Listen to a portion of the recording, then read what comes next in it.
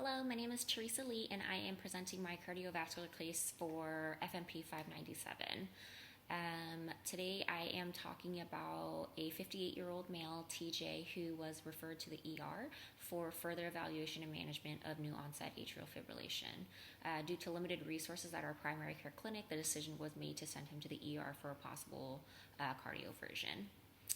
So, chief complaint: patient presented with quote, "I'm having palpitations and feeling short of breath." TJ reports that he began experiencing palpitations 2 days ago, which have been intermittent and typically occur at rest. Each episode lasts anywhere from 10 to 30 minutes, along with palpitations. He also experiences mild shortness of breath, but denies any chest pain or any pain at all. He mentions feeling a bit dizzy during these episodes, though it resolves once the palpitations stop. Over the past 24 hours, however, the episodes have become more frequent. Importantly, he denies any history of syncope or near syncope, and there have been no changes to his exercise or alcohol intake. His past medical history was pertinent for hypertension diagnosed 5 years ago, and then hyperlipidemia and type 2 diabetes diagnosed 3 years ago. Medications that he's currently taking is lisinopril 20 milligrams daily, metformin 500 milligrams twice a day, and then atorvastatin 20 milligrams nightly. Family history is significant for cardiovascular disease. His father died at the age of 70 from a myocardial infarction, and then his mother is still alive at 80 with history of hypertension and type 2 diabetes. His social history is insignificant. Review of systems, he does report fatigue, but no fever or weight loss. He denies any chest pain or edema. He does report palpitations and tachycardia. He denies any cough or wheezing, does report shortness of breath, and then he reports mild dizziness during palpitations and no other neurological symptoms. His vital signs were stable outside of his pulse.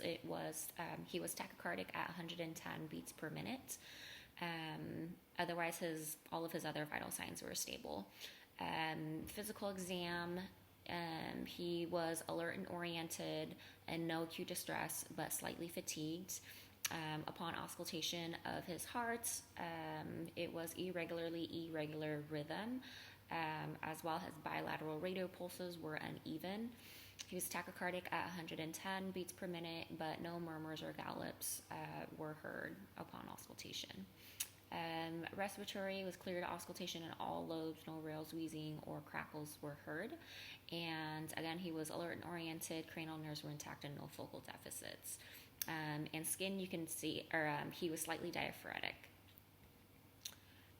Assessment: the patient's presentation strongly suggests new onset atrial fibrillation given his symptoms of palpitations, irregular heart rhythm, and tachycardia. Based on the frequency and severity of symptoms, it was decided to refer the patient to the ER for evaluation and possible cardioversion. The patient was also assessed for risk factors for stroke, and anticoagulation was recommended pending confirmation of the diagnosis. And with the diagnosis, we confirmed the AFib with an EKG. And so at that time, we had referred him out to the ER. And we offered to call an ambulance for him, but the patient had his wife with him, and she drove him to the ER. So medications, pending ER evaluation, if they don't start him on anything already, we were planning to start him on metoprolol when he comes back for his follow-up. So metoprolol 25 milligrams daily to control heart rate, and then apixaban 5 milligrams twice daily for anticoagulation. For education, it was important that he receive timely treatment for his AFib, since over the past 24 hours it was increasing in frequency. We also explained the signs of stroke, like sudden weakness and slurred speech, and when to seek immediate medical care. And then we also advised him to avoid excessive alcohol and caffeine. For follow-up, he was immediately referred to the ER for evaluation for a possible cardioversion, and then following up with us.